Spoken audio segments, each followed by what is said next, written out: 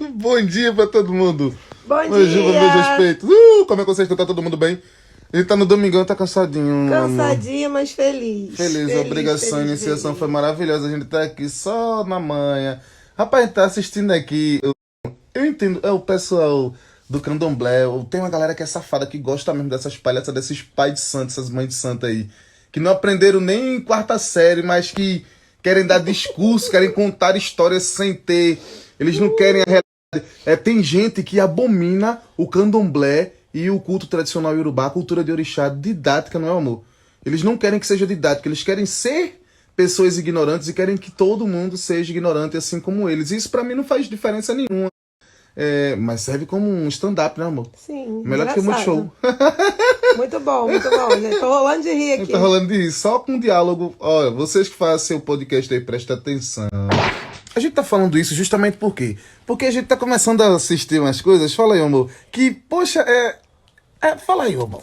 Gente, vocês precisam entender que quando você fala uma palavra no plural, o final dela continua no plural. Ter aula de português. Porque fica chato, você vai entrevistar alguém, você tem que falar pelo menos o português correto. Aí querem falar iorubá, mas nem português estão falando direitinho. Não fala Yorubá, não é o pior. O Poxa, pior é que o podcast é pra criticar o... outras pessoas. Pois é. Mas eles falam, a gente temos que fazer. É difícil, não é não? Poxa, Poxa, caramba, velho. é muito Vocês difícil. abominam, É, vocês abominam? vocês abominam? Quase botou a boba? A gente vamos. Aí tipo, fica difícil. Assassino português, Pra tá tá difícil. criticando outras pessoas. Porra. É sério, pessoal. A gente fala isso porque, como digital influencer, tanto eu como Mãe Danda, nós somos cobrados, né? As pessoas gostam de coisas de boa qualidade, gostam de pessoas que têm uma dicção boa, que cantam bem, que a coisa esteja bem tocada, bem explicada, não é, amor? O engraçado é que as pessoas cobram. A gente vai lá e vai em busca do conhecimento, do aperfeiçoamento, não é isso? A gente procura trazer o melhor pra gente, pros nossos orixás, pra nossa casa e para os nossos seguidores que acompanham a gente na internet. Mas aí fica muito difícil porque o lado de lá não fortalece. O lado do candomblé continua se alfinetando, mas eles não deram a paradinha para olhar no espelho, eles não olharam para dentro de si, eles não procuraram evoluir, eles não entendem nem do próprio culto. E aí, como fica eu e Mãe Dando aqui conversando, são várias infrações terríveis dentro do culto, que é o mais importante, dentro do culto de orixá que acontecem, e eles não enxergam isso, eles não procuram aperfeiçoar nem melhorar isso, mas sabem criticar o que acham. Então, aí uma dica para essas pessoas é façam uma boa leitura, porque a prática da leitura melhora a forma como você fala. As pessoas perguntam até se eu fiz faculdade. Eu não fiz faculdade, não, gente. Mas eu leio muito, muito, muito, desde muito cedo. Isso ajuda muito a gente a falar bem, ajuda a ser mais culto, ajuda a entender a palavra que você está falando. Não adianta ficar falando mal do outro se você não olha nem para sua vida. Isso é feio, o orixá não apoia isso, não. Feio demais. Sacou? Então, você que é sacerdote, que é sacerdotisa, você tem o dever de ser uma pessoa aprofundada em tudo aquilo que você pratica, fala e prega, para quando você pensar em criticar alguém, primeiro você dá uma olhadinha se você ainda tem muito defeito. Não quer dizer que é natural e talvez até orgulhoso você se achar marmoteiro. Se você tá achado de marmoteiro, é natural e orgulhoso, não é isso, Mãe Danda? Não, não é, eu não vejo dessa forma, não. Não acho que é ser natural, não. Eu acho que nem tudo que tá lá nesses grupos idiotas que denigrem a própria religião é real. Então, o que para um é beco, para outro pode não ser, gente. Se tá dando certo pros becos, deixa os becos para lá. Mania de ficar falando mal um do outro. Isso é muito feio, sabia? Vocês falam mal da própria religião de vocês, eles aprenderam com alguém aquela marmotagem lá. É sobre isso. E aí eles acham isso normal, ser chamado de Acho. marmoteiro.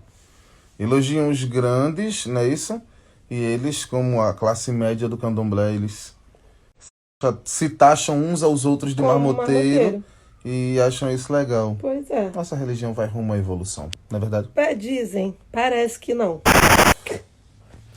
Outro ponto belíssimo, vamos fazer um podcast apenas para nos envolvermos na forma que o espírito do irmãozinho se porta. Que ele bebe como ele fuma, que ele fala o que ele canta.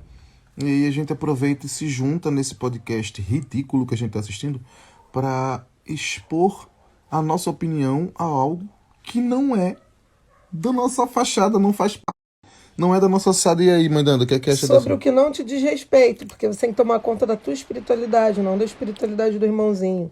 Se o espírito do irmãozinho come hambúrguer, deixa ele. Se ele funciona na vida do irmão, tá tudo certo. Se ele fuma cigarrinho eletrônico. O problema é dele também, gente. Vai que o médico tá com algum problema de saúde, a gente não sabe. Para de se meter na vida do alheio, gente. Cuida do teu. Porra, Ah, eu, hein? asco. Saco. E aí a gente continua com a tristeza no coração, vendo que tem um monte de gente aí que ainda não conseguiu compreender nada sobre a mitologia, sobre a teologia, sobre a parte étnica e tradicional dos nossos orixás e já são nomeados sacerdotes, sacerdotisas. Totalmente despreparado. Um ponto bacana que a gente viu aqui agora foi sobre a ausência dos homens no culto de Nanã. Né? É um fato muito estranho. O que acha sobre isso, Mendonça? Diga aí. Até para o Felipe explicar isso falando do Itan, que conta o porquê não ter homens no culto de Nanã, que tem uma grande confusão nisso aí. E aí ele fala com muita autoridade sobre isso. Só que é uma visão que a gente tem no Brasil deturpada, entendeu? As pessoas, como sempre, não estudam, não lê Itan, não lê Odu, não entende nada. Então, e aí a parte mitológica mais contada pro pessoal é do problema que Nanã tem com Ogum, pelo atraso de ir cortar a cabra para ela, e a gente sabe muito bem que essas histórias, elas não fazem parte do nosso tradicional. A gente não acredita em orixá que rixa com orixá nos dias de hoje. Concorda comigo, Mandana? Pois é. Concorda com orixá que tem guerra? Não, e nem guerreia pela tua cabeça. Isso é tudo conversa fiada. Voltemos para Nanã, vá. O intuito é a gente entender que ao longo do rio Níger, até a região dos Nupês ali, ou seja, de leste a oeste ali do continente iorubano, Nanã é cultuada.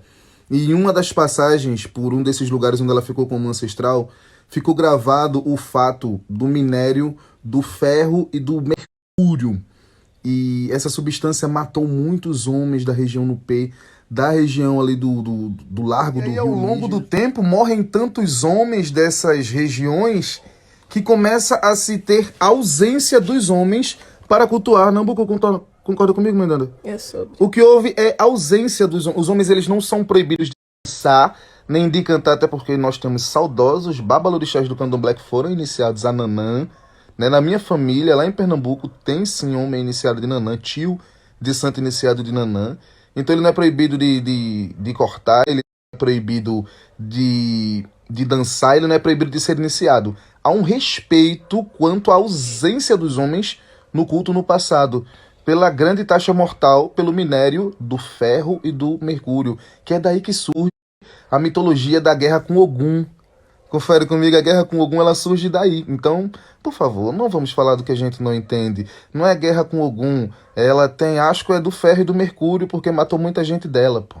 E aí a gente consegue entender que não tem nada a ver com as coisas que se contam dentro das casas de candomblé, que não pode ter nada de metal no culto de Nanã, porque algum estuprou Nanã, ou porque chegou atrasado para fazer alguma coisa, ou porque eles guerrearam, e aí não pode, não é que não pode. Tem-se todo um sentido. Então, quando você diz para o teu filho de santo, ou você vai na mídia falar para a pessoa, estuda, você tem que estudar primeiro, para você saber sobre o que você está falando. Não adianta dizer que é marmota, é beco e não explicar o motivo. Se o assunto, então vai na coerência e explica sobre o que você está falando e o motivo pelo qual não é marmota. Senão fica difícil das pessoas entenderem. Não é marmota, mas você também não diz por que é, não é não? Eu, particularmente, acho que a gente deveria estudar todo dia um pouquinho mais. A gente deveria se aprofundar um pouquinho mais e entender da forma correta para repassar para os nossos mais novos algo claro. Pois é. Candomblé, culto de Xexelabá e Fá, orixá didático para evolução, senão não vai rolar não. E aí a gente tem que tomar muito cuidado também quando a gente faz comparações sobre circunstâncias que são usadas nas casas de candomblé com referência de outras religiões. O que outra cultura prega, o que outra cultura faz, muitas vezes casa com o que a gente vive bem, mas muitas vezes é desconexo. Então, a pessoa que é evangélica vai ter uma visão da história, a gente vai ter outra. Precisa se entender que quando se toca um clarim, a gente não está falando dos anjos do céu, não. Fala aí. Nem questão dos anjos do céu, que a gente também acha que o clarim é um instrumento europeu e tal. Mas aí a gente acaba se perdendo e esquece das cornetas de guerra, né, cara? De que Lalu carrega uma flauta, de que Obará é representado por uma corneta de chifre gigante, que fala da contabilidade, que que fala da persistência, da perseverança, daquilo que vai e volta, daquilo que pode acontecer mais uma vez. Anuncia a chegada dos grandes reis e rainhas, que são nossos orixás, não os humanos, e muitas outras coisas. Vai acompanhando aí, vê se o raciocínio é correto. Então, eu como trompetista profissional, trabalhei muitos anos com a música, compus muita coisa e eu consegui expressar muita coisa que tinha dentro de mim pela música. Então eu creio que o som do clarim, que é tocado no candomblé, ele tem tanto respeito pelos nossos ancestrais como pelos próprios instrumentos que eles tocavam, como a gente citou aí a corneta de chifre, que está no Lalu e em outros Exus e assim sucessivamente. Pensando por esse lado de conseguir expressar o pensamento, de conseguir expressar o sentimento através da música, de conseguir conduzir a mente de um ser humano que está dentro de um ritual. Mãe Danda tem um papo para dar sobre isso aí que é muito bacana, se liga. E aí, falando sobre até cultura africana, quando as crianças lá começam a aprender sobre os instrumentos, sobre música, eles ensinam na África que o som do instrumento de sopro ele alcança a tua mente, o instrumento de corda ele vai tocar mais teu coração. E daí talvez tenha até uma influência maior sobre a incorporação, sobre essas questões de desenvolver situações na mente da gente. Quem não se sente tocado com um bom som, né? Um som de trompete, um som do de uma flauta mesmo, como o Lalu carregava a flauta, a gente não entende e nem imagina qual seria o real motivo, né, de Lalu ter aquela flauta. Mas aí hoje a gente sabe, para quem pesquisa, que o som de instrumento de sopro, ele toca a tua mente, ele trabalha na sua mente. E aí eu comecei a entender que para crescer como pessoa, para me tornar uma pessoa melhor, por muitas vezes eu tenho que estar cercado de pessoas mais inteligentes ou possivelmente evolutivas, assim como eu procuro ser. Eu não posso estar tentando regredir, eu não posso estar acabando com a minha imagem, eu não posso estar denigrindo aquilo que eu aprendi, aquilo que eu quero repassar como sabedoria para as pessoas, eu não posso estar me jogando aos porcos, eu não posso estar comendo lama, eu não posso estar perdendo o meu respeito para aparecer, para que alguém me note, eu não preciso disso. Eu preciso aparecer, eu preciso ser notado por orixá, para que eles me ajudem a ter uma vida melhor. Então eu vou me cercar de gente que seja evolutiva como eu vou procurar ser uma pessoa melhor, eu vou evoluir e procuro que todos aqueles que estejam ao meu redor evoluam também. Espero que vocês fiquem aí com essa reflexão nossa, tenham um ótimo dia, uma ótima noite, uma ótima tarde para quem for assistir a hora que for. Se inscreva no canal, ative o sininho e segue a gente nas redes sociais que a gente está aqui para tentar evoluir um pouco. E aí, tome muito cuidado com as pessoas com quem você procura conviver diariamente, porque o teu inconsciente, ele vai somente absorver. Ele não tem um canalzinho, um botão que tem o discernimento do que é bom e ruim, não. Então presta muita atenção com quem você lida, o que você ouve, o que está alimentando o teu ori. Se alimente de coisas boas, se junte com pessoas que possam te ajudar a crescer, a evoluir a tua mente, a tua forma de culto. Vai estudar. Primeiro bori, melhor você pode tomar é ler muito, estudar muito, procurar fontes fiéis, escutar a tua divindade, alimentar o teu ori de forma positiva, não com sujeira. Tenha bom senso. Um bom sacerdote tem que observar assim as suas atitudes, porque tudo que parece ser bom nem sempre é. Então não é ser puritano, não, é ser coerente e ser bem visto pelas suas divindades, muito mais do que por qualquer ser humano. Beijo, pessoal. Orixá Exu abençoa vocês aí. Bom domingo, bom descanso.